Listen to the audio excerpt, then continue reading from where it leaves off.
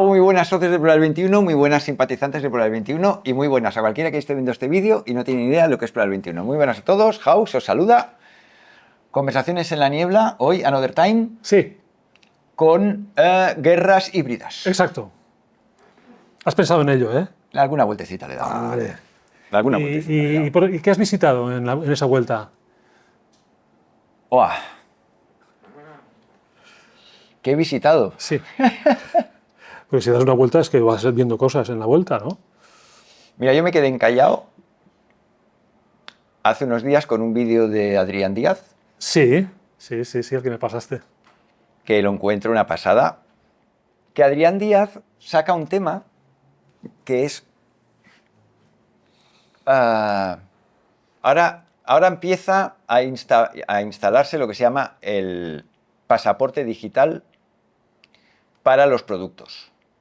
Es decir, cuando tú vayas y te compres una lata de cerveza, en la lata de cerveza te vendrá un código de barras, o sea, un código QR, tú le dispararás el código QR, entonces te saldrá, para que a ti te haya llegado esa lata de cervezas a la mano, de dónde ha venido ese aluminio, de dónde ha venido la tinta con la que se pinta la lata, de dónde ha venido la cebada con la que se ha hecho la cerveza, de dónde ha venido el agua con la que se ha hecho la cerveza, de dónde ha venido el lúpulo que se ha hecho la cerveza. Es más, es el proveedor del lúpulo, ¿qué sueldos paga en origen? ¿Cobran lo mismo las mujeres que los hombres en origen? El proveedor del aluminio está pagando ¿de dónde sale ese aluminio? ¿Hay niños involucrados? ¿Cuánto cobran las mujeres en la fábrica del aluminio y cuánto cobran los hombres? Entonces tú podrás trazar, el objetivo es que tú puedes trazar todo lo que ha intervenido en aquel producto. Y esto me lo da hace meses que me lo dice mi mujer, que trabaja en esto. Me dice, nos viene una que es imposible que esto no encarezca el precio del producto en el mercado. Porque te obliga a tener una trazabilidad que, claro, yo compro plásticos a un proveedor, le compro el plástico, ahora le tendré que decir al proveedor que me presente un certificado de cuánto cobran las mujeres en su fábrica, cuánto cobran los hombres en la fábrica, cuántos hombres y mujeres hay en plantilla. Claro, eso que le obliga a mi proveedor a pasar una certificación que al final la repercutirá en el precio del producto. Y esto para todo. Que si la tinta, que si el colorante, ¿qué sucede? Que cada medida que toma la Unión Europea cuando lo miras desde un punto de vista industrial, es un tiro en el pie. ¿Eso? Un tiro en el pie.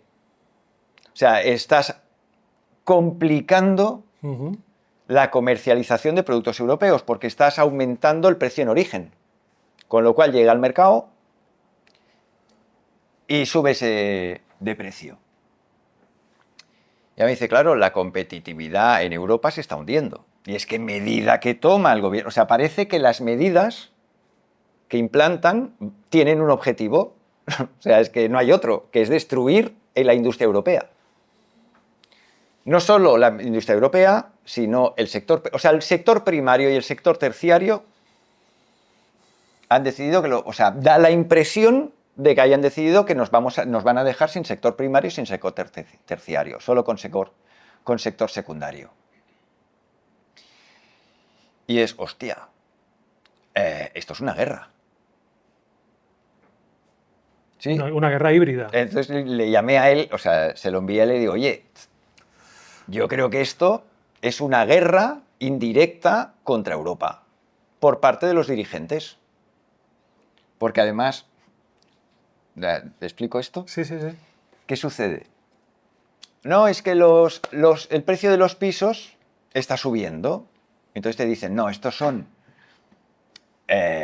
fondos de inversión que han comprado pisos, especulan con los pisos y sube el precio de los pisos. Y el rollo es que la gente ha comprado ese discurso. Y es, bueno, también has dejado entrar en el país en los últimos años 5 o 6 millones de inmigrantes y no has dado licencia para 5 o 6 millones de casas. Con lo cual, oferta-demanda, el precio de la vivienda se dispara.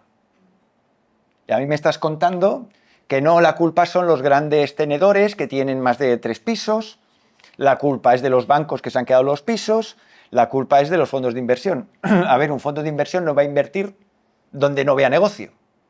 Y si ve un país que no hacen más que llegar inmigrantes a cascoporro y eso no viene acompañado de licencias de construcción de viviendas, al mismo nivel, es yo dejo entrar a 5 millones de habitantes, pues espero que dais licencias para 5 millones de casas.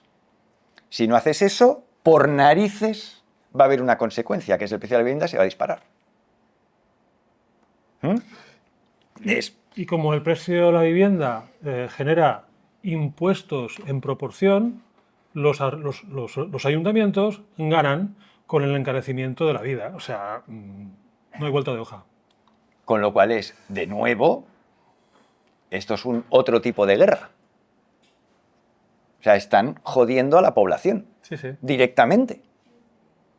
No, la culpa son los grandes tenedores. ¿Qué me estás contando? Si estás dejando entrar millones de migrantes y no estás dejando hacer millones de pisos. Por narices, no hay otra.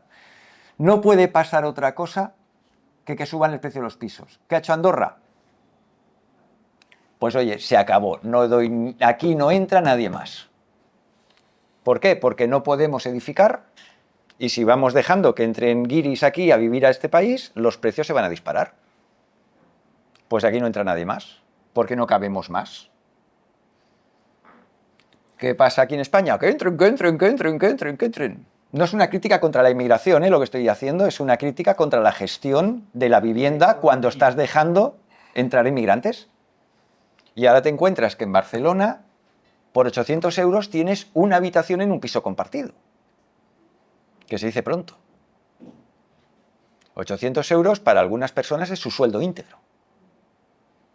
Por tener acceso a una habitación en un piso compartido.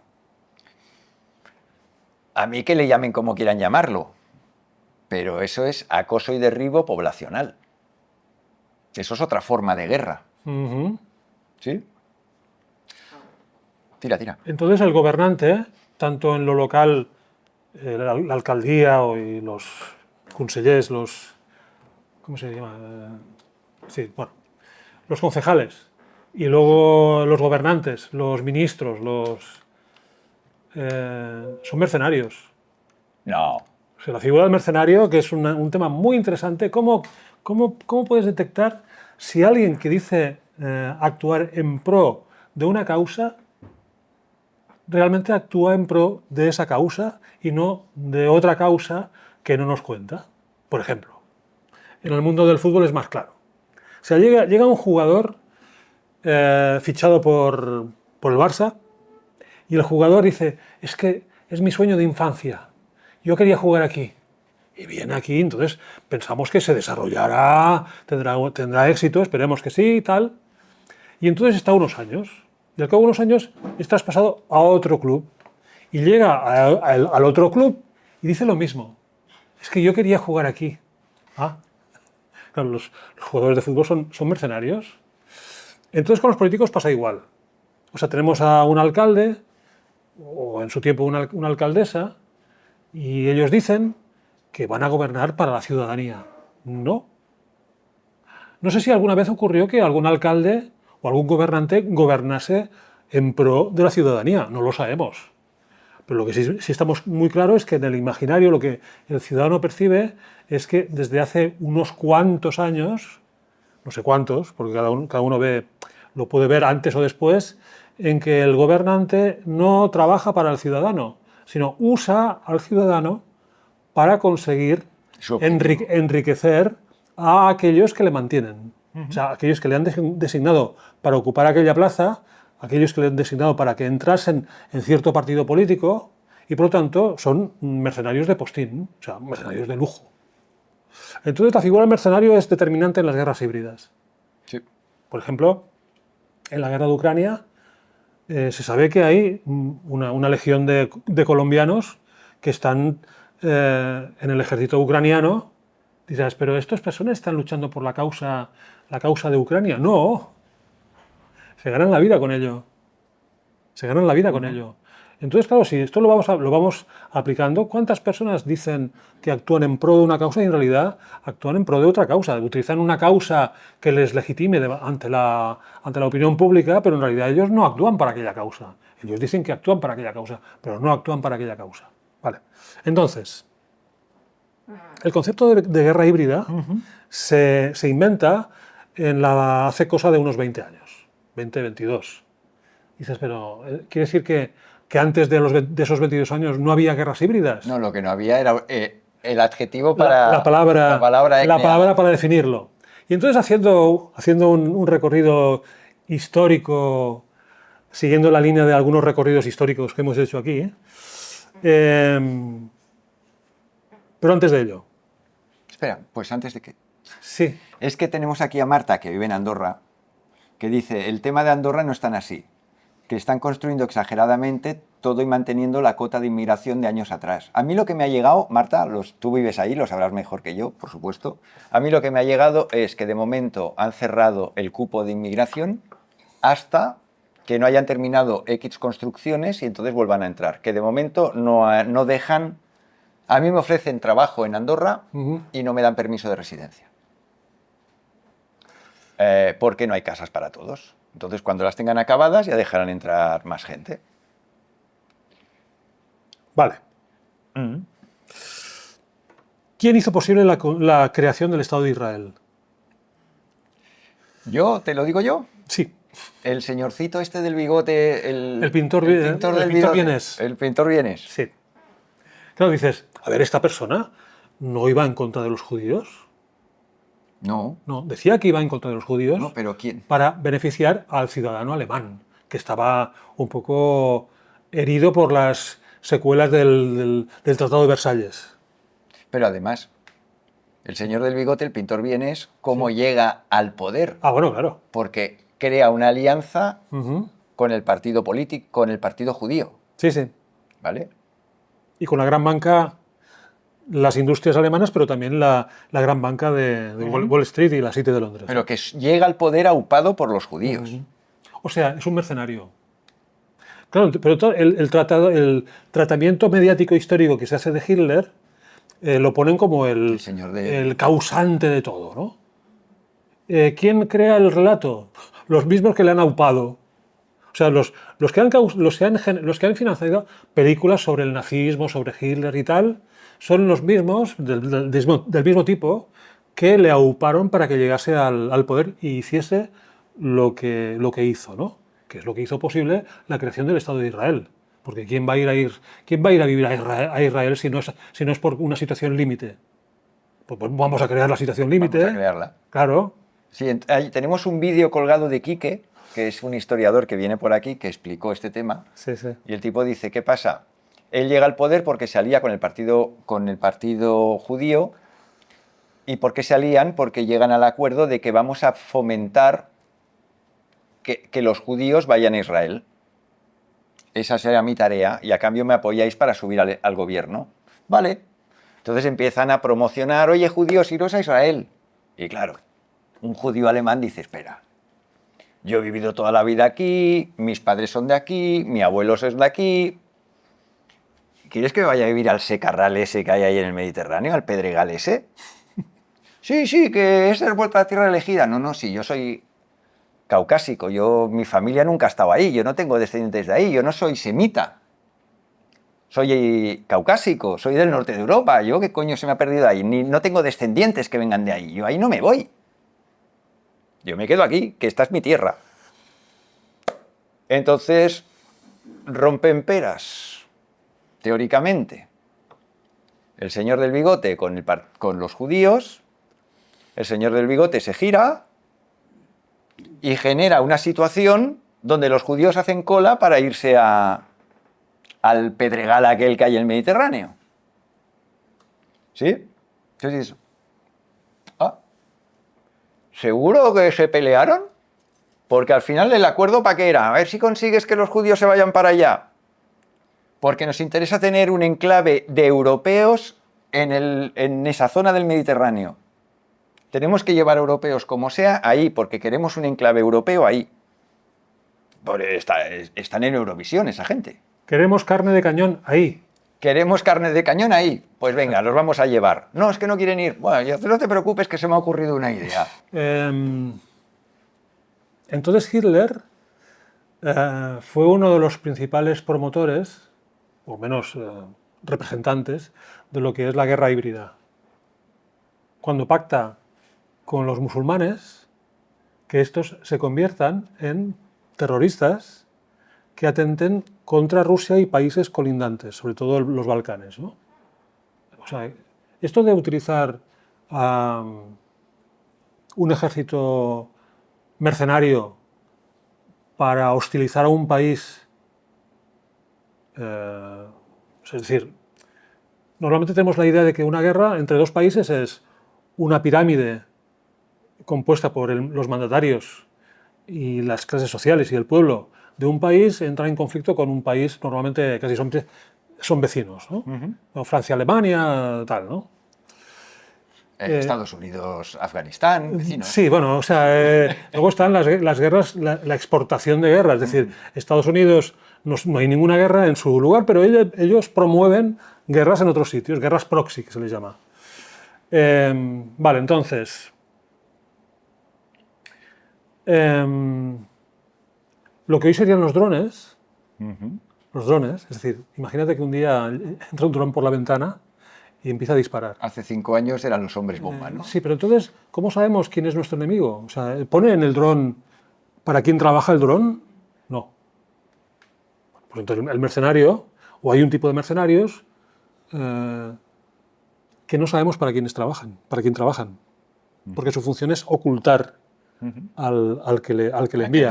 Al que le envía, ¿no? Bueno, entonces, yendo un poco más para atrás. Pero espera, sí. Déjame. Sí. Los drones actuales son los hombres bomba de antaño. Sí, claro. Vale, sigue. Bueno, entonces nos vamos hacia finales segundo, cuarto del siglo XIX, en la época en que Nietzsche proclama que Dios ha muerto. Que alguien proclame que Dios ha muerto no quiere decir que esté de acuerdo con que Dios haya muerto, ni con que quisiera que Dios muriese, sino constata que el hecho. Constata el hecho, ¿no? Al mismo tiempo que Nietzsche está diciendo esto, en Alemania empiezan a construirse los primeros sistemas de salud pública. Esto quiere decir, el Estado se convierte en Dios. O sea, Dios ha muerto porque el Estado está ocupando el lugar. La divina providencia, Dios, la divina providencia, ha sido sustituida por la providencia estatal. Bueno, en la misma época... Muy fino ahí, ¿eh? Sí. En la misma época se funda el movimiento sionista. Finales del siglo XIX. Y finales del siglo XIX también hay una cosa que me llamó mucho la atención, y más me llamó la atención cuando empecé a pensar que se trataba de un juego de rol, porque si todo se analiza estudiando el juego de rol, se entienden muchas cosas que si no lo utilizas... Teoría de juegos, ¿no? Teoría de juegos. Vale. 1898. Estamos en finales del siglo XIX. España entra en guerra con Estados Unidos con el tema de Cuba. ¿Vale? Un año y medio antes, Cánovas del Castillo, que era el artífice del bipartidismo en la época de la Restauración borbónica, 1874, si no recuerdo mal. Bueno, el bipartidismo, el turnismo, es decir, a ver, tú manejas este sector de población con un cierto tipo de mensajes que guste a este sector de población, y yo manejaré este otro nicho para hacer ver ante el pueblo que el pueblo decide. Pero en realidad estamos conchavados para que las cosas se mantengan bajo el control que nos conviene. Sin embargo, dentro de todo había un condicionante, ¿no? Cánovas del Castillo muere un año y medio antes de la Guerra de Cuba. Ujú. ¿Con qué personaje de la historia española más o menos reciente se puede asimilar Cánovas del Castillo? Con Carrero Blanco. ¿Qué pasa con Carrero Blanco? Carrero Blanco, días antes del atentado que le llevó a cambiar de estado, recibe la visita de Henry Kissinger. Ujú. Y Kissinger le plantea, preparando ya lo que iba a venir, la democracia, ya tutelada desde Estados Unidos. O sea, igual que el Congreso Socialista de Suresnes, exactamente igual, ¿no? Y entonces Carrero Blanco pues no consiente en cosas. Bueno, acaban a gritos. Lo que yo tengo entendido es que la conversación Vale. acaba a gritos. De la misma manera que cuando De Gaulle dice estos americanos están metiendo las narices en Europa y Europa tiene que mantenerse soberana. Entonces le montaron el mayo del 68 Ujú. y entonces Se acabó de gol. se acabó De Gaulle, ¿no? Vale, entonces muere Sagasta en un atentado cometido por un anarquista. ¿Un anarquista? ¿O un mercenario? No, Ah, no. claro, se supone que el anarquista obedece a una... O sea, tiene unas causas. Es un Un anti-establishment. antisistema. Un antisistema. Pero no se sabe quién le pagó. Ujú. ¿Y por qué le pagaron? O sea, ¿qué intenciones tenía el que le pagó? Pero pensando, a ver, si Carrero Blanco, la versión oficial dice que fue ETA, Bueno, ¿no será que ETA en realidad no es un grupo que su historia sea la causa vasca? Sí, seguramente mucha gente se lo cree. Mucha gente se lo cree o se lo ha creído hasta que hemos detectado que ETA en realidad era un grupo mercenario que trabajaba para intereses que no eran la patria vasca. Pero utilizando el paraguas. el paraguas de la patria vasca, encontraban, entre comillas, una legitimación para hacer lo que hacían. Legitimación entre comillas, ¿eh? Yo esto, Sí. claro, yo no, de jovencito no había dudado nunca de que ETA era para liberar el pueblo vasco. Ujú. ¿Sabes lo que te voy a contar? Hasta que llega el 25 aniversario del reinado del campechano primero de España y Victoria Prego hace un especial 25 aniversario del reinado del campechano primero de España. Y entonces hace todo un barrido de todo lo que había sucedido en esos 25 años de... Entonces explica, entre las cosas que explica es... No, es que, claro, el campechano tuvo que lidiar con ETA y ahí tal. Entonces ETA que se dedicaba, y lo dicen ahí, ETA se dedicaba a cargarse a los militares no constitucionalistas. ¿Sí? ETA, y entonces te explica quién se dedicaba a cargar ETA. ETA se cargaba a este, se cargaba a este tipo de militar. Dices, hostia, espera, ¿quién es el primer beneficiado de que ETA se cargue, joder, el campechano? Tío que le hacía sombra al campechano, tío que al día siguiente ETA se lo pelaba. Bueno, al día siguiente, a los 15 días, le está tocando los huevos al campechano el militar este. ¡Pumba! El militar por el aire. Está tocando los cojones al campechano. ¡Pumba! Por el aire. Y luego, pues, para disimular un poquito, te matan 4 guardias civiles, pim, pam, pero el primer beneficiado de la acción de ETA fue campechano primero de España. Porque le allanaron el terreno. Y entonces vi esto y dije, hostias, a mí me da que por aquí también me la han colado. Y luego ya han ido saliendo libros y otras cositas. Pero aquella fue la primera vez que dije, Sí, una percepción de aquellas certera. ¿Eh? Los jesuitas estaban en la formación y el... Bueno, claro, y cuando te enteras de que la base de ETA eran los jesuitas, que se monta en un seminario, que cuando los etarras tenían problemas iban a la iglesia y allí, trae, ven, ya te escondo yo, dices, hostias. Caridad cristiana. Caridad cristiana, El hostias. comando creo que se llamaba Rothschild. No me jodas. Se entrenaba en un castillo de Francia en los Rothschild. Creo. Ah, No me extraña. a mí no me extrañaría una mierda.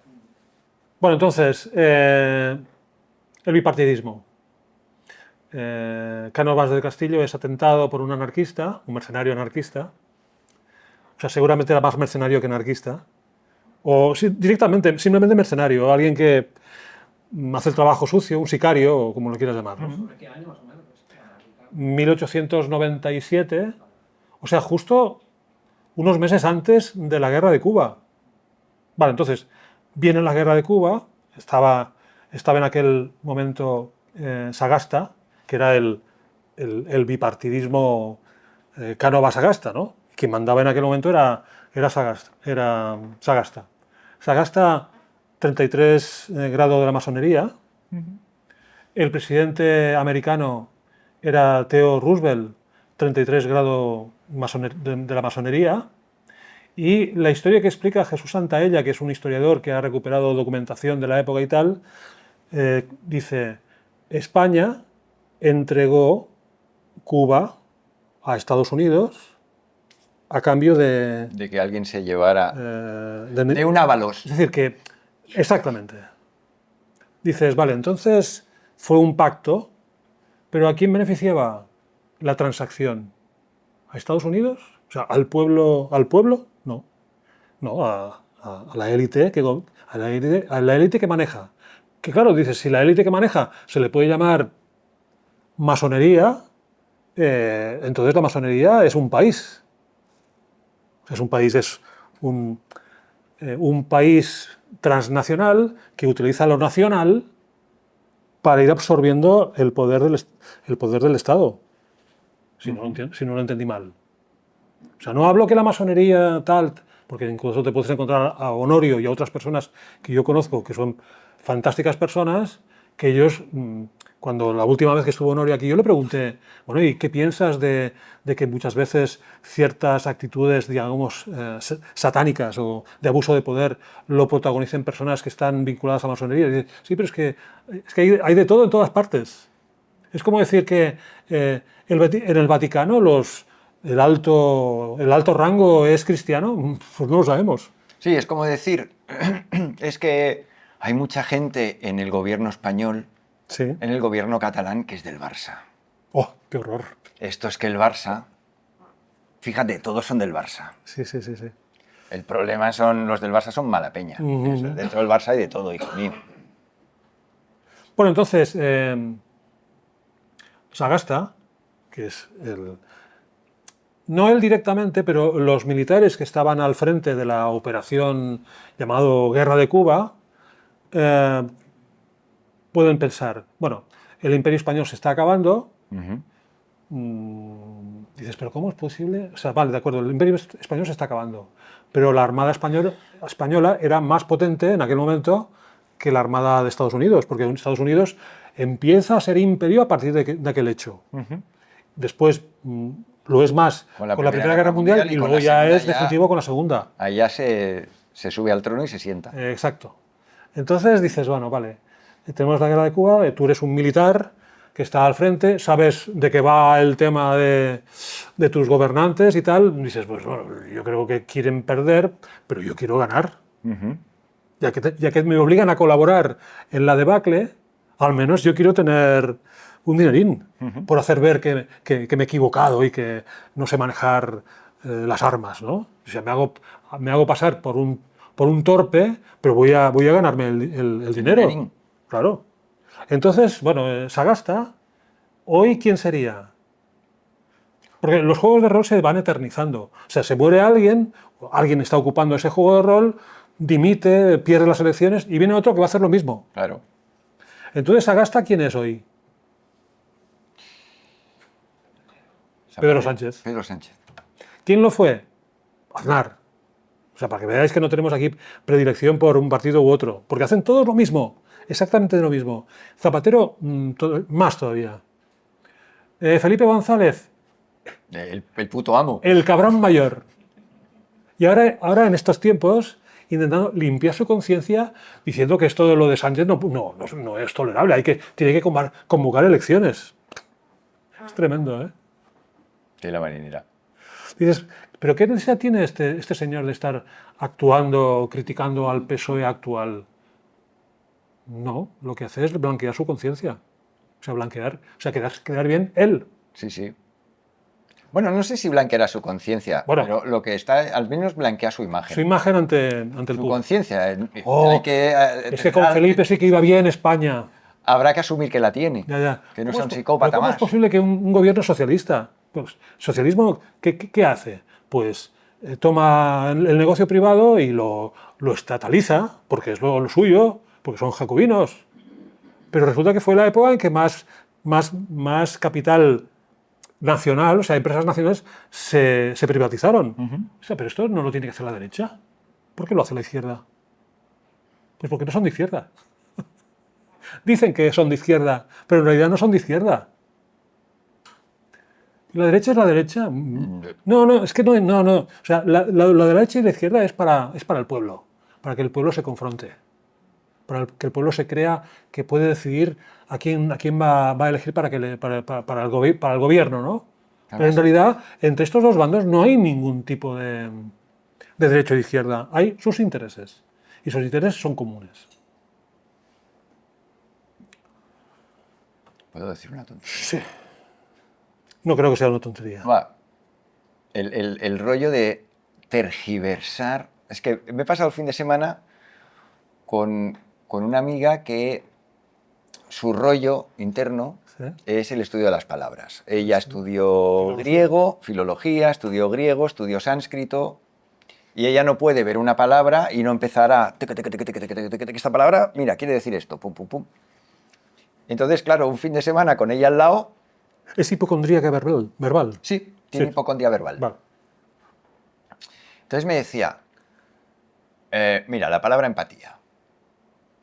¿Sí? Yo he estudiado griego, entonces cada prefijo tiene un significado. Ujú. Y yo te digo que detrás de esa palabra hay algo chungo. Porque el prefijo em y pacella Ujú. no casan. Ahí, y entonces, esto me lo dijo el martes o el miércoles. Oye, que sabes que me estoy dando vueltas la palabra empatía, que estoy ahí dándole vueltas. Digo, bueno, ya me dirás. Porque no casan y me da toda la explicación. Que yo no soy lingüista, paso de explicarlo, porque me la cagaría. Efectivamente. Me dice, oye, que empatía tiene 2 días esta palabra. Que en los diccionarios antiguos no estaba esa palabra. Y bueno, ¿qué es un diccionario antiguo? Sí. El iter sopena que todo el mundo tiene por casa. ¿Os acordáis del iter sopena, el que llevábamos al cole? ¿O el rancés? Sí. Pues que no sale empatía. Yo tengo un diccionario en casa, digo, hostia, cuando llegue a casa lo miraré. 1988. Y tengo un diccionario editado en 1988. Que no está la palabra empatía. Entonces me voy a ChatGPT y digo, espera. Vamos a mirar qué dice ChatGPT de la palabra empatía. Que es un neologismo, es una neolengua. Que sustituye a compasión, por ejemplo. O a simpatía. Entonces ella me decía, tío, el ser humano tiene unas capacidades y esas capacidades tienen nombre desde que Franco era corneta. A santo de que a una capacidad que tiene el ser humano, que es la compasión, le cambias el nombre por empatía. ¿Por qué haces eso? Te la van metiendo y te van diciendo, no, compasión es una cosa y empatía es otra. Perdón, hasta 1988 las dos. Es que una no existía y se utilizaba esta. Y esta tenía ambas. ¿Sí?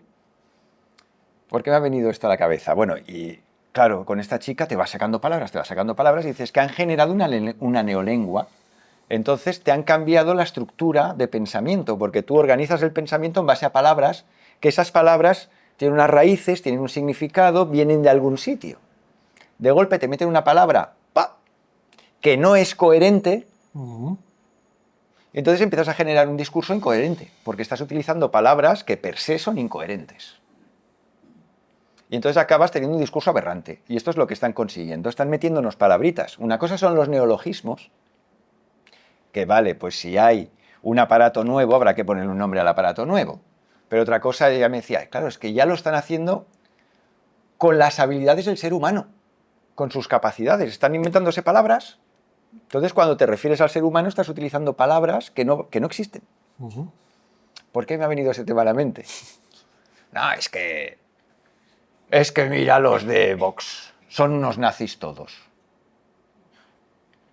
A mí me ha llegado este comentario. Y encima me lo ha dicho alguien de izquierdas. Ujú. ¿Por qué les llamas nazis? No, es que Hitler, no sé qué, esto es neonazi.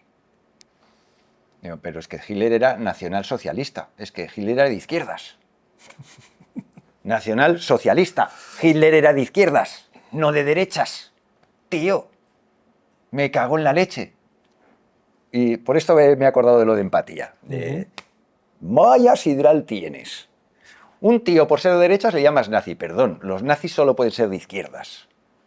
Por definición de la palabra. Bueno, cuando venía para acá vi un cartel en una fachada de un partido de extrema izquierda, extraparlamentario, que ponía LGTBI y lucha de clases. No, tienen que ganarse la vida, tienen que Tienen que llegar a su no pueden público. perder su lugar en el juego de rol. ¿Pero era un partido de nuevo cuño o No, es un no. partido ya de los de toda la vida? No sé, PC sofisticado. Vale, vale. No sé. Bueno, entonces estábamos. Que Hitler era de izquierdas. Joder, nacionalsocialista. Tú sabrás qué quiere decir para ti socialismo. Entonces Franco también era socialista. Pues no sé quién creó la seguridad social y la medicina social Y las clases medias. y las clases medias. Tú mismo, tú sabrás. No sé. ¿Por qué dices que Franco era de derechas? No, porque se lió con la iglesia. Bueno, pero se puede ser de izquierdas y aliarse con la iglesia, ¿no? No sé, digo yo. Sí. Bah. O sea, estamos en el rollo de la narrativa construida que incluye a los mercenarios, a los que se hacen pasar por derecha e izquierda, católicos o no católicos o como los quieras llamar, para tapar realmente que lo que mueve el poder no tiene nada que ver con lo narrado. Lo narrado es para darle comida a la plebe. Comida y enfrentamiento. O sea, es decir, a los gobernantes no les interesa que las personas estemos unidas. Les interesa dividirnos con sus cosas, ¿no? Con sus mensajes. Oye, espera. Sí. Que es que como ya me huelo, que por esto que acabo de decir nos va a llover hostias, de cómo que Franco era socialista. Venga. Un segundo. Vale. Por ejemplo, ser racista es ser supremacista. Sin embargo, en la narrativa se identifica una cosa con la otra. O sea, ser racista es la persona que no quiere, o no, por lo que sea, prefiere que cada raza, cada cultura se desarrolle en su ambiente natural. Lo cual no quiere decir que el racista que piensa así tenga que pensar que su raza es mejor que las otras razas, no. Pero al narrador que le interesa crear conflictos donde no los hay, asocia ser racista con ser supremacista. Y lo peor es que el racista de pro cae en la dinámica dialéctica que le proponen, ¿no? Dices, en fin. Oye, pongo este vídeo. Sí. Porque como ya sé que me van a llover críticas luego. Entonces, el vídeo que vamos a ver es. Acaba la Guerra Civil Española en el 39 y en el 43, claro, España queda hecho unos zorros, y en el 43 el ministro Arrese, el ministro de Economía del movimiento, presenta el primer plan nacional, el primer plan económico nacional. ¿Sí? Entonces, hace un discurso diciendo, oye, este es el plan económico nacional, está diseñado desde este punto de vista. Ahora os pasaré el vídeo de desde qué punto de vista está diseñado el plan económico nacional. Para impulsar la economía nacional, el Gobierno pone en marcha una serie de medidas. El ministro Arrese resume las claves en su discurso de apertura del tercer Consejo Sindical. El ministro secretario general del movimiento pronuncia un discurso. La fórmula que inventa el capitalismo es bien sencilla. Tú pones un trabajo, yo te doy un jornal y en paz. Con esta sencilla fórmula, que no es otra que la terrible injusticia de la compraventa del trabajo, el capitalismo intenta justificar su afirmación de que el capital es el único que produce y que el obrero no es más que un elemento secundario de la producción que vende su trabajo como otros venden las materias primas y los útiles de labor. Y cree el capitalismo que de la misma manera que el vendedor de esas máquinas y de esos útiles, una vez recibido su precio, no se queda con derecho alguno a lo que con ella se produzca, así el obrero, vendedor de su trabajo, una vez recibido su salario, no se puede reservar ningún derecho a lo producido con él y debe quedar, por lo tanto, al margen de todo beneficio producido. Como veis, fue el capitalismo el que creó el problema social, al creer que la producción es solamente un problema financiero y que los problemas financieros no tienen nada que ver con los problemas humanos. Y este tremendo error materialista fue el que nos trajo esos dos males que jamás podremos esquivar si no empezamos por renunciar a seguir interpretando la economía con mentalidad capitalista. Quede ahí. Tú coges este discurso, lo pones en alguien que no tenga esta connotación franquista y ese tipo es de izquierda. Coño, joder, lo he puesto por ese motivo.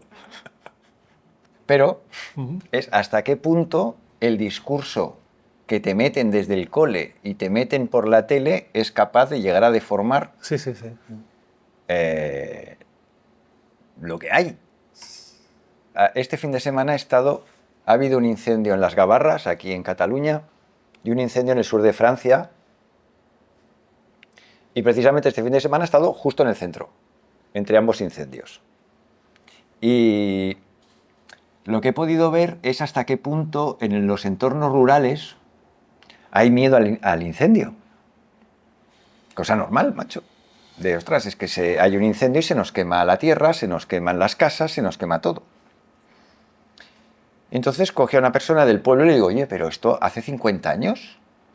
¿Tus padres, tú cuando eras niño, tus padres vivían con miedo a incendios? Y me ha dicho, no. Claro, tú antes solo conocías el incendio si ocurría cerca de tu casa. Ahora hay un incendio en Castellón y te enteras. Ahora hay un incendio en Extremadura y te enteras. Y todo el día poniéndote imágenes. ¿Ves? Es que hay un incendio cada día. Bueno, no sé, en mi región cada cuándo hay uno. ¿Sí? Guerra híbrida. Entonces, claro, ¿qué hizo Franco? Quiero sacar... ¿O de qué se le puede acusar al Franco? Quiero sacar al pueblo, a la gente del pueblo para meterlo en ciudades. Porque en las ciudades son más fácilmente controlables que en el pueblo. Entonces, a cualquier gobernante le interesa que la gente del pueblo pase a la ciudad. ¿Cómo lo hago? Regalo tractores a los payeses, a los agricultores, les empiezo a incentivar. No, si te quieres un tractor, el Estado te paga el 70% del tractor. Y luego la gasolina, como es gasolina para agricultura, te va a salir a nada y menos. Entonces el agricultor, ¿qué hace? Coño, hostia, me compro un tractor y a los 10 tíos, a los 10 jornaleros que tengo, me quedo sin jornaleros, oye, y yo con el tractor, yo y mis hijos con el tractor tiramos todo para adelante. Te quedan 10 jornaleros que se van al señorito de al lado, oye, ¿qué tiene? No, que tengo tractor, que ya... hostia, ¿a dónde me voy? La ciudad. Pues vete a la ciudad. Sí. Y ahora ha llegado el 2.0, que es meterte el miedo de que se te va a quemar, que vivir en el campo es inseguro. y pum, pum, pum, pum, pum, pum, que mira un incendio, que mira otro incendio, que mira otro incendio. ¿Ves? Si tú vives cerca del bosque, ya verás. Vete a la ciudad que no hay bosques. Y ahí, mientras los israelíes no te tiren un misil, o los ucranianos te tiren un misil, o no haya un terremoto que hunda tu bloque de pisos, no tienes peligro. Tenemos unos enlaces para ver. Sí. Bueno, este vídeo de Adrián Díaz, Espera, que la gente no lo está viendo. Vale, ahora. pasaporte digital de producto, muy recomendable. No sabría escoger No. qué pasaje, pero cuando tengáis tiempo, porque el pasaje digital el pasaporte digital del producto, Tiene una consecuencia de la que no hemos hablado. que es el pasaporte digital de la persona. O sea, habrá un momento en que las personas y los productos se van a equiparar Sí. en trazabilidad. Y Adrián Díaz, ¿cómo termina el vídeo? Al final del vídeo dice que ve insensato quedarse a vivir en Europa. Es que lo que nos va a caer. Claro, el pasaporte digital de producto no tiene ningún sentido per se. O sea, tú vas a comprar al súper y sí, tendrás el código de barras del producto o el QR, pero sin el QR del individuo. Bueno, pero tú ya tienes código QR. Lo que no se llama código QR, se llama tarjeta Visa o número de cuenta. Vale, entonces, claro, las personas que pagan con tarjeta, este código, este pasaporte, sí que estará consignado en su historial de compras. Claro, es que ese es el rollo. Claro. Quedará trazado qué tipo de compras haces. Vale, entonces cuando se implanta este sistema de pasaporte digital del producto, o sea, el DNI del producto, y la gente siga utilizando la tarjeta o incluso más, será la prueba de que lo siguiente ya será que el carnet de identidad de las personas será un código QR que interactuará con todas sus compras, con el pasaporte digital del producto. Yo voy al súper a comprar y veo que entre la gente de cierta edad para arriba, de 50 para arriba, pues hay gente que paga con cash todavía. Pero la gente joven toda con tarjeta, ¿eh? Toda con tarjeta. Sí. Entonces yo creo que dentro de unas generaciones habrá una generación que es totalmente integrada en esto del pasaporte digital, tanto del producto como de la propia persona. Bueno, y lo que te decía el otro día. Ahora, ¿qué pasa? Que me voy a poner cenizo, ¿eh? Aviso. Con la guerra de Irán,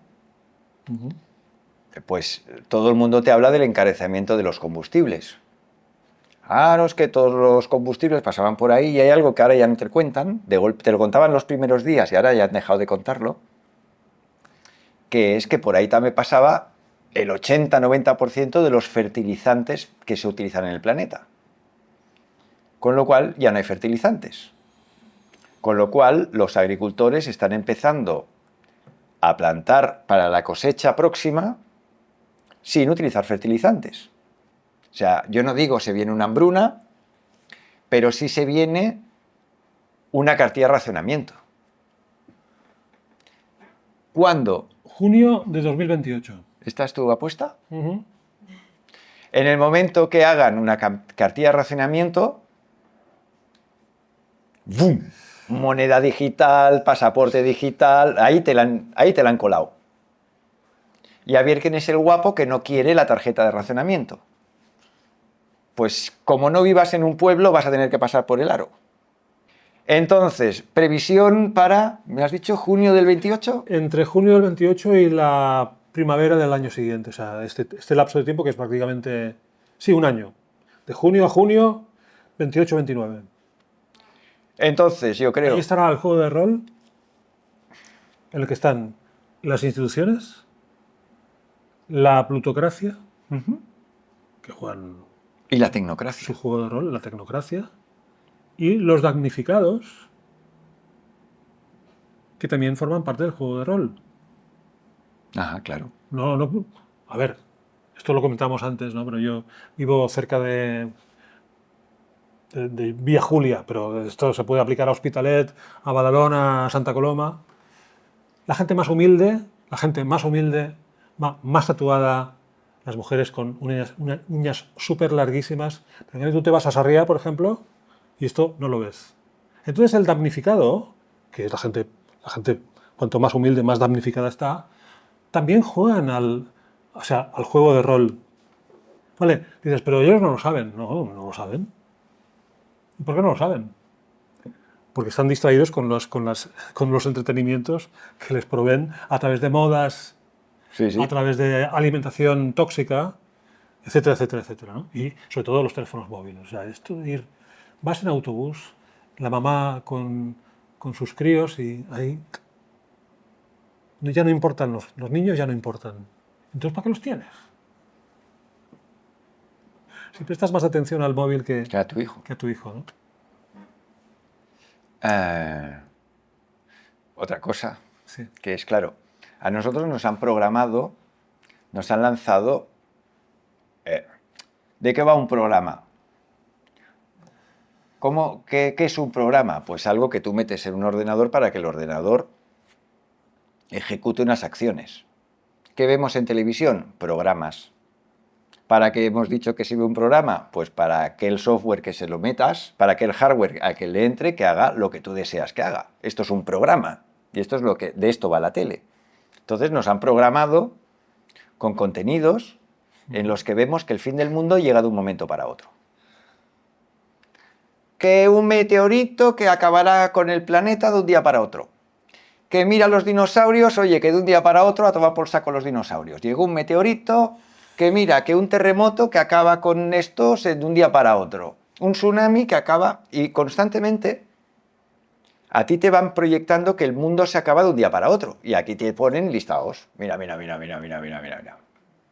Las cosas se acaban de un día para otro.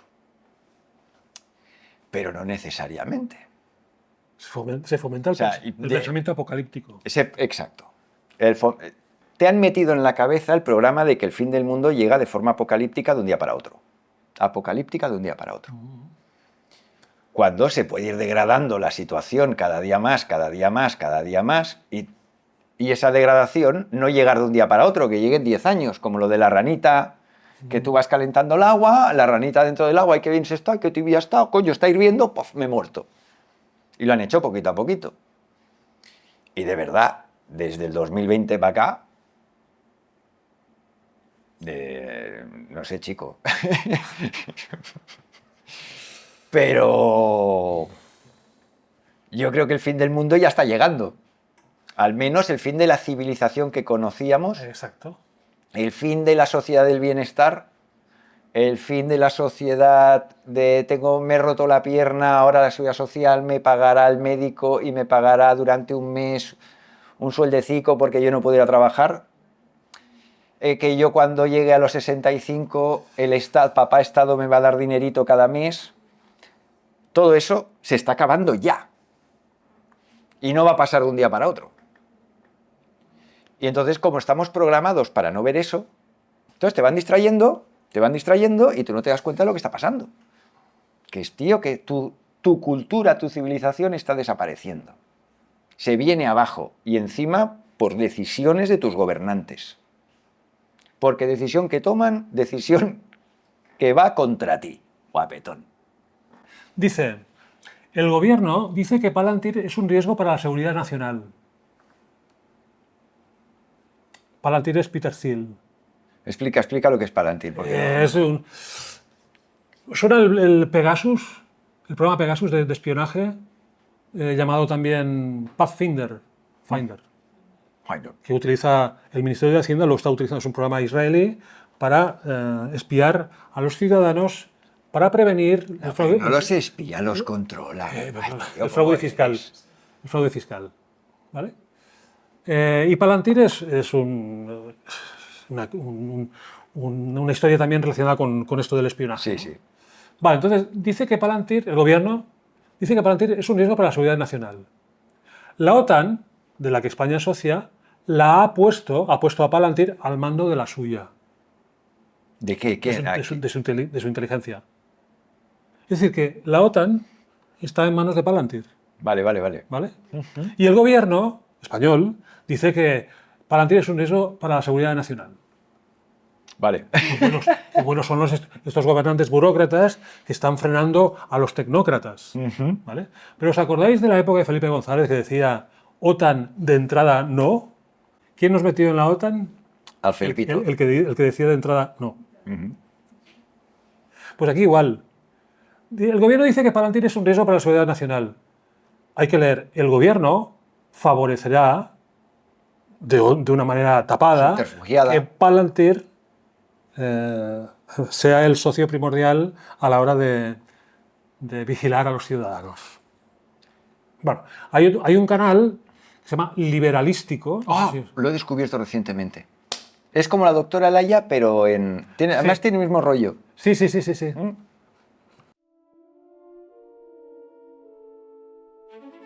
Y yo siempre hablo de que el Estado somos todos. El Estado somos todos. Y esto es muy importante reiterarlo una y otra vez, cada vez que tengamos ocasión de hacer y de hablar a los ciudadanos. El Estado somos todos. Estamos viendo ahora mismo algunas campañas en redes sociales, ¿no? De que solo el pueblo ayuda al pueblo. El Estado somos todos. 4 veces, en 18 segundos. Él mismo lo dice, hay que reiterarlo una y otra vez, cada vez que se tenga ocasión hasta que cale. Es un buen eslogan, de eso no hay duda. Tiene ritmo, tiene apariencia moral, suena inclusivo, solidario.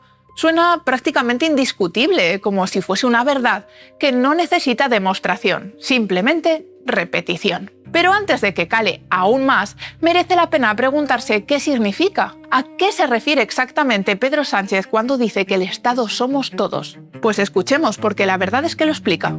El Estado somos todos. Lo es la gente que, trabajando en una empresa privada, paga sus impuestos, son los empresarios también que pagan sus impuestos para que precisamente ante situaciones como esta, el Estado responda. Detengámonos aquí un momento. Parece ser que el Estado somos todos porque todos pagamos impuestos. Y pagamos impuestos para que el Estado responda. Es decir, que el Estado somos todos, pero al mismo tiempo financiamos al Estado para que haga cosas que nosotros no hacemos. Sí, efectivamente no es que tú estés loco, es que alguien está intentando volverte loco, porque obviamente esta frase no tiene ningún sentido lógico. Las dos cosas no pueden ser ciertas al mismo tiempo. Si el Estado somos todos, ¿por qué tenemos que pagarle al Estado para que el Estado nos ayude a todos? ¿Nos estamos pagando a nosotros mismos para que nosotros mismos respondamos en nuestro lugar? La lógica es aplastante. El Estado no somos todos. El Estado es él, y todos los que tienen el poder de obligarte a pagar impuestos. Lo que en realidad Sánchez quería decir no era que el Estado somos todos, sino que todos somos del Estado. El Estado nos obliga a todos a pagar impuestos para que el Estado pueda hacer cosas que nosotros no queremos hacer voluntariamente. Así que él las hace por nuestro bien, porque nosotros no sabemos lo que nos conviene. Y así, el Estado puede velar por el bien común. ¿A que ahora sí que tiene sentido? Claro. Pero ¿os imagináis el mismo discurso, pero dicho correctamente? Yo siempre hablo de que todos somos del Estado. Todos somos del Estado, y esto es muy importante reiterarlo una y otra vez, cada vez que tengamos ocasión de hacer y de hablar a los ciudadanos. Todos somos del Estado. Estamos viendo ahora mismo algunas campañas en redes sociales de que solo el pueblo ayuda al pueblo. Todos somos del Estado. Lo es la gente que, trabajando en una empresa privada, paga sus impuestos. Los empresarios también, que pagan sus impuestos para que precisamente ante situaciones como esta, el Estado responda. ¿Veis? Ahora sí. Ahora la frase ya no es absurda. Ahora solo es inquietante. Bloque 2. El origen del Estado. Maquiavelo. El concepto de Estado lo usó por primera vez con el significado actual de organización política Maquiavelo en 1513. La primera frase del primer capítulo de su gran obra El Príncipe es esta: todos los estados, todos los dominios que han tenido y tienen soberanía sobre los hombres han sido y son o repúblicas o principados. Esta frase contiene la primera aparición documentada de la palabra Estado en el sentido político que todavía usamos hoy. No es que Maquiavelo la inventase de la nada, no. Él cogió una palabra italiana que ya existía, stati, el plural de Stato. una palabra que significaba situación, posición, condición, y la usó para describir algo concreto que él necesitaba nombrar para desarrollar su tesis. Llamó Estado al aparato de poder que trasciende al príncipe o al gobernante de turno. Una estructura capaz de mantener en el tiempo una situación, un estado de control y dominio sobre un territorio y sus gentes. Pero fíjate en lo que Maquiavelo llamó Estado exactamente. Él no dijo que el Estado era el rey, ni tampoco el ejército ni el territorio, ni muchísimo menos dijo que el Estado fuese el pueblo o la comunidad o la sociedad organizada. No, de eso nada. Él hablaba de Estado para referirse a una condición, a una situación, a un estado de las cosas, específicamente un estado de dominio sobre los hombres que habitan un territorio. Espera, pues quiero aprovechar que hay una concepción que es que los impuestos es para que el Estado, con el dinero de los impuestos, te haga cositas a ti. Diccionario panhispánico del español jurídico, de la RAE. ¿Vale? Definición de impuesto. Tributo exigido sin contraprestación. Es decir, tú me das la pasta y no esperes nada a cambio, no hay contraprestación. Es por definición, es un impuesto. ¿Sí? Tributo exigido sin contraprestación. Nadie tiene la puta obligación de darte nada por el pago de tus impuestos. No te pienses que te han hecho el tren AVE con tus impuestos para ti. Lo han hecho porque lo han decidido y si tú lo usas, bien para ti. Pero no lo han hecho para ti. Bueno, estábamos en el canal liberalístico que yo recomendaba por lo bien narrado que está todo, la persona que lo lleva... Sí, los guiones son muy buenos. Muy pedagógica y muy ordenada, muy bien ordenada y tal, ¿no? Bueno, entonces ahora vamos a ver una escena final de una película, A Sangre Fría, basado en un libro con el mismo título de Truman Capote, en el que se describe pues un asesinato de una familia por parte de dos tipos. Bueno, esto se veía en el inicio de la película. Luego ves lo que va ocurriendo, cómo funciona la justicia, el tribunal, tal, y el discurso que cada uno tiene.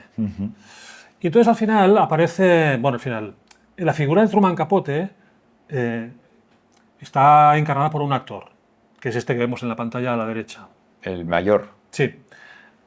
Bueno, entonces él hace un comentario sobre el funcionamiento de la burocracia a resultas de estos hechos. La película es del año 67 y A Sangre Fría debe ser de los años 50. Vale, vamos a escuchar el discurso que hace el actor que hace de Truman Capote. De émulo de Truman Capote, porque viene a decir lo mismo que hemos estado diciendo no solamente hoy, sino otras sesiones que le hemos dedicado a la burocracia. Es decir, la burocracia forma parte del ejército de las guerras híbridas, en que el Estado ya no protege, si es que alguna vez protegió al ciudadano, sino que lo ataca. Lo ataca. ¿Y cómo lo ataca? Pues a través de las instituciones, incluso el elemento jurídico. Y esto lo comentaré, quizás lo comenté alguna vez. Una amiga, ante un hecho que me pasó recientemente con una persona que me pedía sesiones de conciliación en el juzgado y tal, de cosas que no vienen a cuento. Pero claro, esta persona tiene un abogado, el abogado debe mirarla, dices, esto no va a ningún sitio, pero mientras tú quieras, yo te voy a cobrar. Y por cada acto jurídico le cobra 150 euros. Entonces, los juzgados se llenan de este tipo de cosas y tengo una amiga que trabaja en un juzgado y me dice, el 80% de las denuncias que se tramitan son de este estilo y que ocupan tiempo y dinero, porque esto se paga, son por motivos espurios. Y dices, bueno, entonces el Ministerio de Hacienda no podría decirles a los abogados que se ganan la vida con ese tipo de cosas que frenen. No pueden. Porque para los abogados privados es su fuente de ingresos. Su fuente de ingresos. Entonces, ¿qué hace el Ministerio de Hacienda? Convoca plazas de jueces y de personal administrativo jurídico para hacer frente al exceso de trabajo que tienen. Toma castaña. Y luego te dirán, con tus impuestos hemos pagado todo eso. Exacto. Para ti. Todo por el bien del ciudadano. Bueno. ¿Pongo esto? Vamos a escuchar al émulo de Truman Capote. A Truman Capote. Esta escena es cuando han acabado de ajusticiar, o sea, los dos culpables son ajusticiados con la horca. Primero uno, luego el otro. Y entonces cuando se ha acabado el festival, aparece este diálogo, que es súper interesante. ¿Vale? Vela.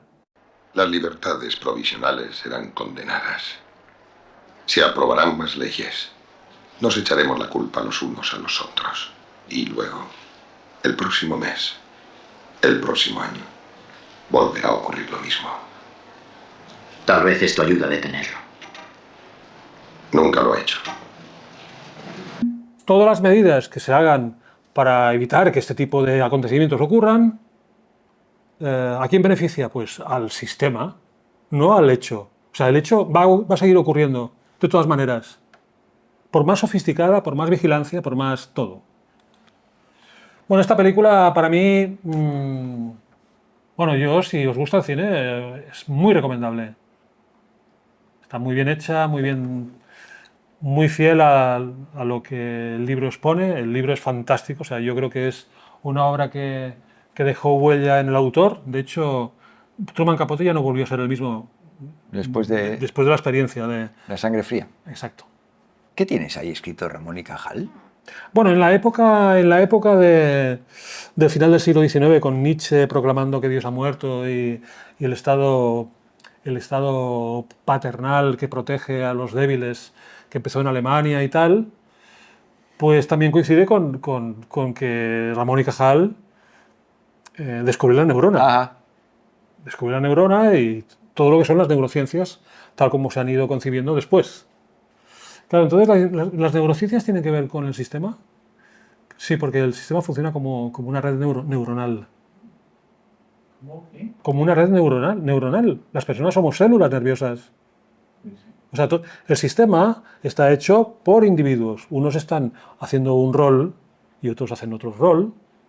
Y cuando unos individuos mueren y dejan ese rol, vienen otros para ocupar el mismo rol y así perpetuarlo.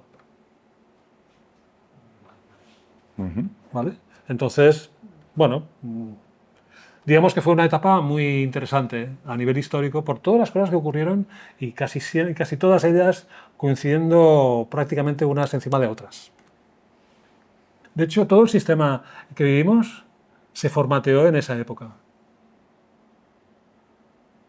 Claro, si miras para atrás, pues tenemos la época napoleónica, que es a principios, en la primera mitad, el primer cuarto del siglo XIX, que Napoleón es el prototipo del dictador autoproclamado. O sea, el modelo napoleónico está en Hitler, está en Franco, está en Mussolini, está en Videla, está en... etcétera, etcétera, ¿no? En mil sitios. Sí, sí. Casi te dirían Trump. También, totalmente. Lo que no es una dictadura, es una dicta blanda. Sí, es una dictadura consentida. Sí, consentida. Una dicta blanda. Sí. Sin que te des cuenta, te la han metido. Sí, sí. Es decir, hoy en día el dictador, el personaje que ejerce como dictador no es tan importante como lo fue hace 50, 70, 100 años. Hoy el dictador es el sistema que sirve para tapar al psicópata que antes se ponía un uniforme y decía, aquí mando yo. Ahora lo que dice el dictador Mindundi, o sea, el dictador mercenario, es tapar realmente a quién manda. Sí. Amén. Amén. Vale, entonces, claro, lo siguiente a tratar, ¿podemos escaparnos de este juego de rol? ¿O podemos simplemente cambiar el lugar desde el que uno juega? A ver, cambiar el lugar desde donde juegas, eso siempre es posible. Vale, algún día lo trataremos. Vale. Bueno, siempre es posible. Otra cosa es la repercusión que tenga. Sí, sí. Fíjate, estos días vi una película que está en cartelera, porque hace poco que está estrenada, se llama Obsesión. Y parece que es una película de adolescentes. Es un chico que tiene interés en una chica y entonces quiere asegurar que la respuesta va a ser positiva y se compra un amuleto en una tienda esotérica. Y entonces le pone tanto empeño que lo que consigue es que la chica deseada, la fuerza con la que ella se expresa lo desborda totalmente. O sea, el deseo se ha encarnado de una forma tan intensa que el tipo se desborda. Y se desborda tanto que al final muere o sea, se toma unas pastillas para morir. Porque no... O sea, ¿cómo es posible que un deseo, una cosa que uno quería, le puede llevar a la ruina? Y incluso al suicidio. Vale. Entonces la película tiene un final que es el chico muere junto a su chica, y la chica, que podía decidir también inmolarse, decide no hacerlo. ¿Por qué? Porque la chica, aparte de la persona, es el rol del deseo. El deseo nunca muere, mueren las personas que desean. El deseo se mantiene vivo. ¿A costa de quién? De las víctimas que van cayendo en el deseo. Entonces cada juego de rol, dentro de la gran trama de juegos de rol, está asociado a un deseo. Otra cosa es que uno sea consciente del deseo que le hace estar allí. Y entonces, claro, la forma de salirse es desprogramar el deseo. Pero cuando te das cuenta del deseo, ya han pasado muchos años. Y te das cuenta cuando ya estás... a la vuelta de la esquina. En declive y tal. Hostia, qué lástima, qué cosas... ¿Cómo es posible que una cosa tan elemental... Si me hubiera dado cuenta con 20 años... Si me hubiese dado cuenta con 20 años, por Dios. Bueno.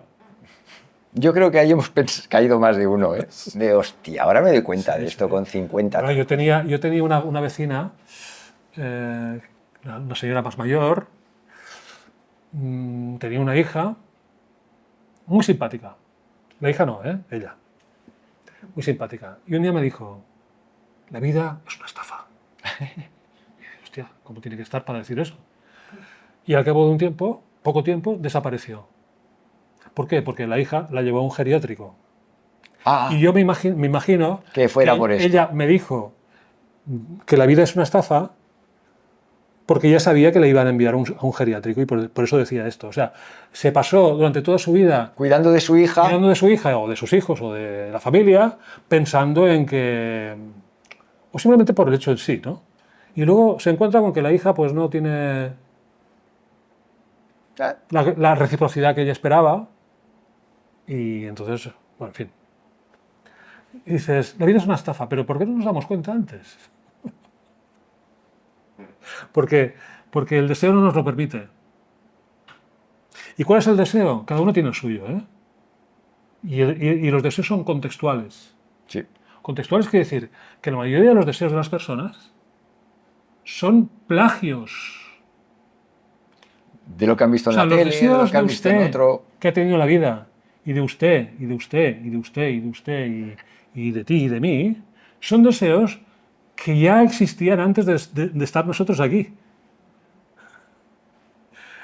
O sea, son deseos que han tenido generaciones atrás y que han ido cambiando de vestido, o sea, de contexto, y dices, hostia, pero entonces las personas formamos parte de un ego que es el del deseo. Y el deseo tiene un ego. Y entonces para paliar,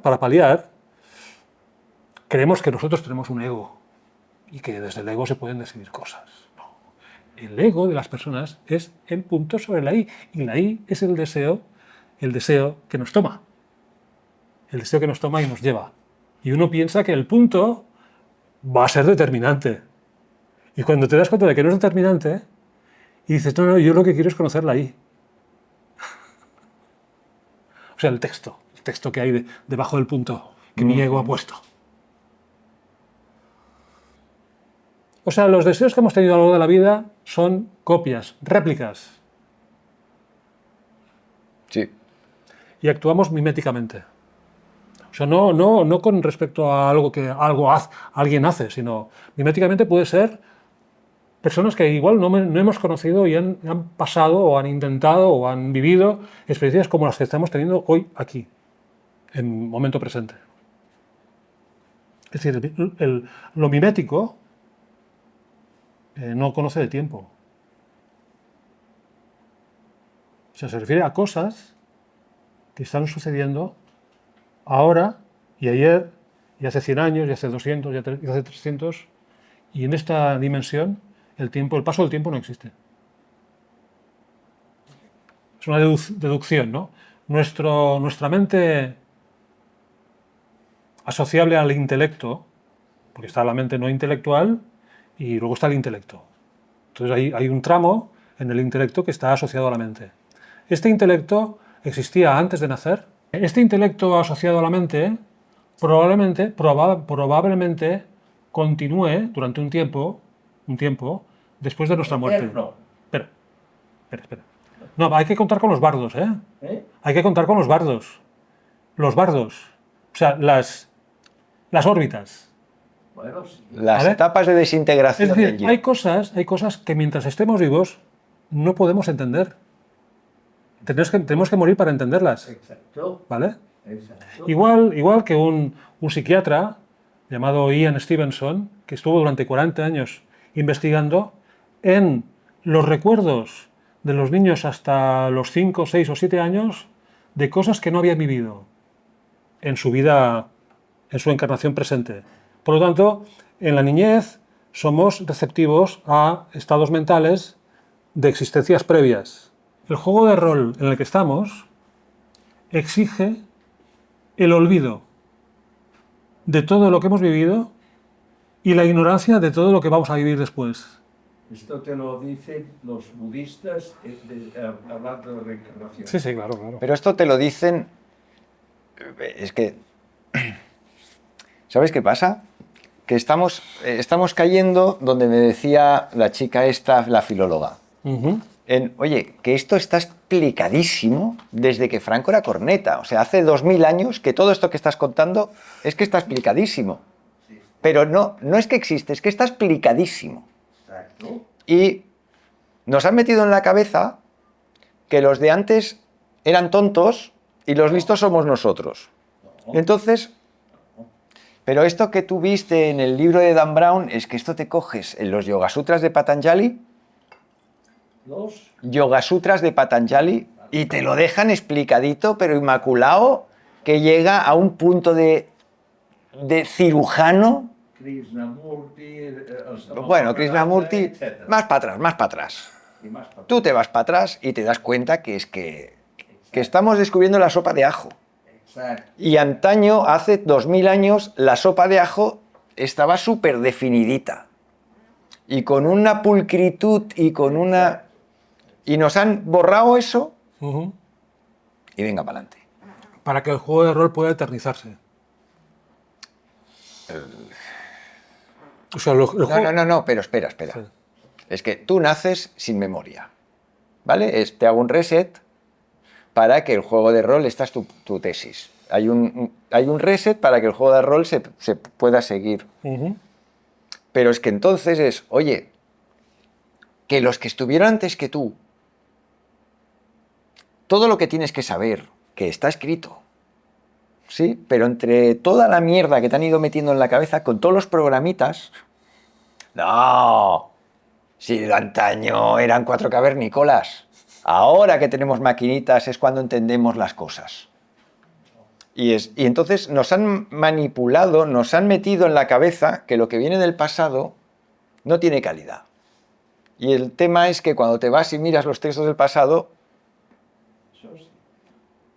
¿Y si el tiempo fuese un tubo digestivo? Te lo Es decir, compro.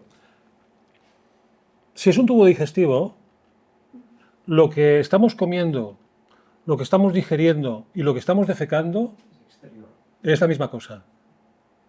Pero entonces, la manzana que acabamos de morder, ella considera que está en su ahora, está en mis dientes.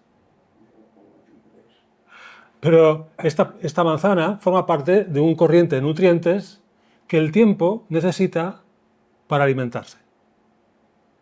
¿Quiénes son sus criaturas? Las criaturas que devora. Están aquí. Entonces el tiempo dirás, no, pero el tiempo no existe. No, el tiempo existe. Mejor dicho, lo que somos nosotros, que estamos transitando a través del tiempo. El tiempo no envejece, envejecemos nosotros. Nosotros vamos variando y entonces tenemos que darnos una explicación de por qué varía. Y entonces nos inventamos un objeto mental al que llamamos tiempo, que nos va de puta madre, que es la hostia ese objeto mental. Funcional. Entonces, en ese tubo digestivo, nuestro nacimiento, como criaturas engullibles por el tiempo, es la boca. La manzana está entera, le pegamos una dentellada y la vamos triturando. Y un día pasará por todo el tracto digestivo, hará todos sus procesos, y un día la defecaremos, que es nuestra muerte. O sea, la muerte de la manzana es su defecación, es la nuestra. O sea, nosotros somos manzanas que vamos transitando por el gran tubo digestivo. Pero claro, la manzana, el inicio de la vida, contiene la semilla de lo que antes fue un árbol. Y cuando la defequemos, contendrá la semilla de los futuros árboles que será. Claro, dices, pero la manzana tiene conciencia de haber sido árbol y de volver a ser árbol en el futuro. ¿Qué le importa a la manzana? O sea, ¿es importante para la manzana ser consciente del árbol del cual viene y ser consciente del árbol al cual dará lugar? Pregunta. ¿Alguien ha tenido prisa alguna vez? ¿Alguien ha sentido prisa? ¿Urgencia? Bueno, alguna vez sí. Alguna vez sí. ¿Por motivos justificados o por motivos injustificados? ¿Y si resulta que la causa de la prisa no fuese el motivo al cual le damos la razón, sino otro motivo? Por ejemplo, una persona se encuentra mal y va al médico. El médico diagnostica. Y a resultas de este diagnóstico, la persona queda condicionada por el diagnóstico y se pone en marcha para procurar su salud. ¿Vale? Hay personas que se lo toman muy en serio y se vuelven hipocondríacas, y hay personas que se lo toman relajadamente y aceptan que el cuerpo tiene sus mecanismos para poder ir resolviendo el tema, con un poco de cuidado que se le ponga. ¿Vale? ¿Hasta qué punto el miedo a la muerte influye en nuestras emociones? Es la peor enfermedad. Miedo a la muerte. No, a ver, cuando una persona siente prisa, si no existiese la muerte, ¿qué prisa vas a tener? Sí. Sientes prisa porque hay muerte, porque hay una caducidad, porque hay un término, un tope. Es que me gustaría acabar los deberes. Y entonces uno está estresado. Quiero acabar los deberes. Hay un examen. Hay una muerte. Hay la posibilidad de morir. Finalidad. Un examen. Si llego tarde voy a quedar mal. Un examen. El otro que tienes representado es la muerte. Por ejemplo, tenemos la agenda ocupada para un día. Y llega el día y no nos apetece. Y llamamos a la persona y le decimos, mira, es que me encuentro mal. No te encuentras mal. Lo que pasa es que no te apetece. Pero si dices la verdad, o sea, si dices mentiras, o sea, si dices que te encuentras mal, estás utilizando una excusa, es porque piensas que la verdad va a ofender al otro y el otro se va a convertir en tu muerte. Te va a expulsar, te va a defecar. Sí. O sea, lo que te digo es que muchas veces la prefiguración que tenemos de la muerte, lo que luego ocurra, ya nos lo encontraremos, pero tenemos una prefiguración que nos viene por la condición propia de ser seres encarnados con caducidad. Sin tradición. Sin tradición. A ver. Sí. Yo creo que el miedo a la muerte que se vive en el occidente moderno no está, esto lo creo, no está en otras culturas. O sea, el punto de ansiedad, como nosotros no tenemos, como hemos dado la espalda al hecho trascendente como cultura y nos hemos organizado de espaldas al hecho trascendente, al no tenerlo en cuenta y que no lo veamos en nuestro entorno, la muerte no se gestiona del mismo modo que en una cultura donde el hecho trascendente está presente en tu día a día. Esto quiere decir que O sea, por ejemplo, alguien que una tontería, ¿eh?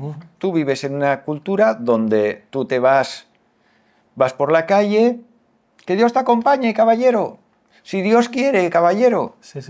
Vaya usted con Dios, caballero. Y constantemente vas oyendo esto. El miedo a la muerte en esa cultura, estoy convencido que no es el mismo. Es un convencimiento, ¿eh? Que no se vive con la misma ansiedad la muerte en una cultura donde la presencia de Dios, de la divinidad, del hecho trascendente, llámale como te dé la gana, está presente. Y en la nuestra, como eso no está, oímos hablar de muerte y nos acojonamos. Es legítimo, nadie quiere. En la sociedad que cree en Dios, Dios es el progreso. Sí. Pero en la sociedad en que no cree en Dios, el progreso es la acción humana. Ajá. En consecuencia, la acción humana, llamada progreso, o llevada por la idea de progreso, es una idea neurótica. Sí. Con lo cual, el progreso es una forma de neurosis. Claro. O sea, el progreso tal como lo tenemos concebido sin tradición. Bueno. Entonces, pues mira, creo que estaría bien acabar con este vídeo. Mira tú por dónde. Ajá. Que dura un minutito. Ajá. Es de una película que se llama Revolver. Y que creo que para finiquitar la charla va guay. Vale. Tú lo conoces, ¿no? El trocito este. Pero ya, espérate. ¿Y lo dejamos con este trocito? Muy bien. Gente, oye, ahora cuando acabe el trocito este vendrá un espacio, 3 anuncios. No los quitéis. Dejáis los anuncios pasar, os vais al baño, y al menos pues nos caen pues 10 céntimos, 15, una cosa así. ¿Les van a caer 15 céntimos por esto? Pues que os podéis abonar al canal de YouTube nuestro por un café al mes, 2 cafés. Si estás dispuesto a invitarnos a 2 cafés al mes, ya te puedes dar tal en el canal de YouTube de Plural 21. Y oye, nos ayudas. ¿Y qué más? Pues nada más, que os dejamos con esto y que lo disfrutéis. Hasta la próxima. Hay algo acerca de ti mismo que tú no sabes. Algo que incluso niegas que existe, hasta que es demasiado tarde para hacer cualquier cosa al respecto.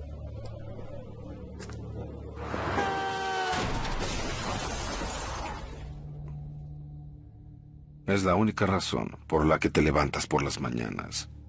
La única razón por la que aguantas a tu jefe. La sangre, el sudor y las lágrimas. Es porque quieres que la gente sepa qué tan bueno, atractivo, generoso, gracioso, espontáneo y astuto en realidad eres. Témanme o admírenme, pero por favor crean que soy especial. Todos compartimos una adicción. Somos adictos a la aprobación. Todos queremos una palmadita en la espalda, el diploma en la pared, la ovación seguida de aplausos. Miren al tipo listo con su medalla, que levanta el trofeo. Brilla por ti mismo, diamante único. Porque solo somos simios cubiertos con ropas que suplican por la aprobación de los demás. Si fuéramos conscientes de esto, no seguiríamos haciéndolo. Alguien no quiere que nos enteremos. Y de tener una segunda oportunidad, seguro preguntarías, ¿por qué?